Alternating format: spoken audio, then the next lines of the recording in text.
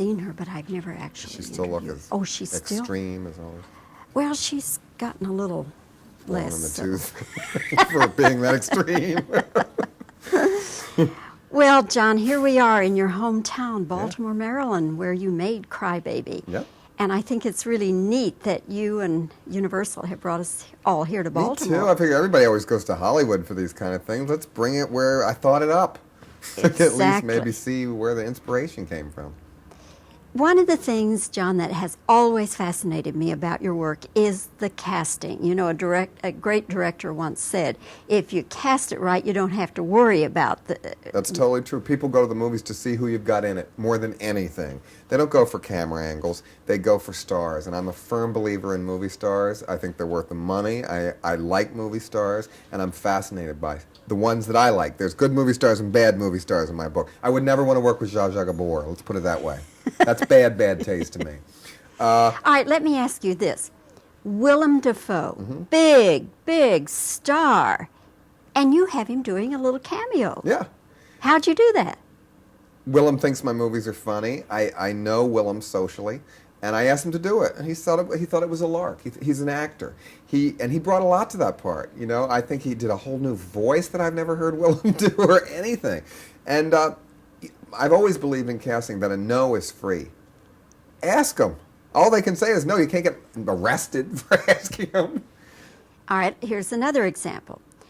Now, nobody but John Waters would think of putting Patty Hearst in a movie, would they?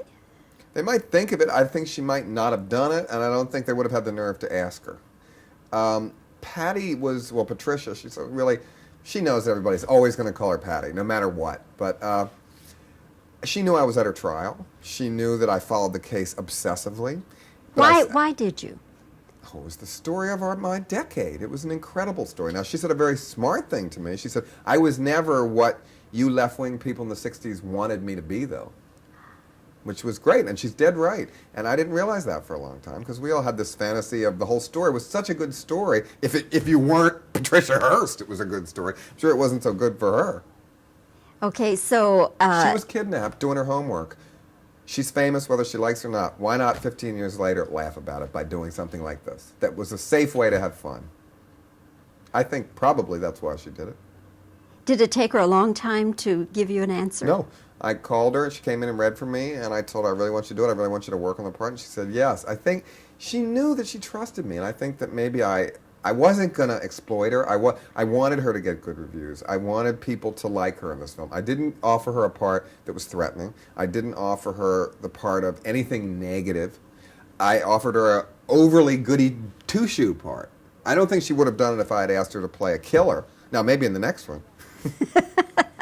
Well, that was my question. Will she be in the stable? I'd love to work with her again. Of John Waters. I think she's a very clever comedian, and I think she could get a lot of work in other movies, too. If she wants. I have no idea if she wants to do that. I think she wants to do it maybe part-time. I think she had fun doing it.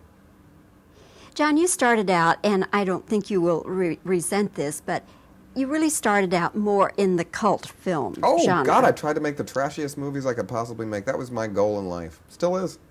Now you're moving more into mainstream. Well, whatever mainstream is. My version of mainstream, yes. My take on it. What was the incident, or who was the person who helped you cross over? I think I was the only one. All the distributors helped me. The reviewers the mainstream reviewers that like my work or who help me cross over. But more than anything, it's the people that pay the tickets, that buy it and like the movie. You have one weekend to make it now in a movie, or it's a video, after 2.5 years of work. So I can try and give them my version of a John Waters movie that can, to me, the ultimate perversity, where it can play in a shopping mall somewhere. Midnight movies, they don't even have them anymore. That's over with. That's an antique. That's like the Charleston.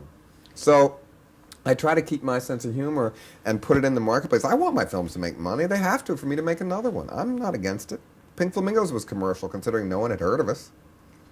Have you had to make concessions, though? No. This is the exact movie I wanted to release. Universal, Imagine Films, who produced this, never said, you can't have this in a movie. No, I'm not a fool. I'm not going to give them a script that was like Pink Flamingos. That was 20 years ago. Times are very different. I'm proud of that film. It still makes people very uptight. It's offended 4 generations, which is really hard to do. I'm proud of that. How much did Hairspray make ultimately? How much did it make profit-wise? I'm not sure yet because it's still playing. It grossed... It only opened in 250 theaters. This is opening in 1,000 some. So this is a very big difference to have the muscle of Universal behind it, which I find delightful. I think they get the film, which is the whole thing. You get it or you don't get it, and you can't make people get it. Well, John, I think I can only speak for myself. I had a good time watching Thank you. You got it. Great. And I've enjoyed very much talking with Thank you. Thank you, John.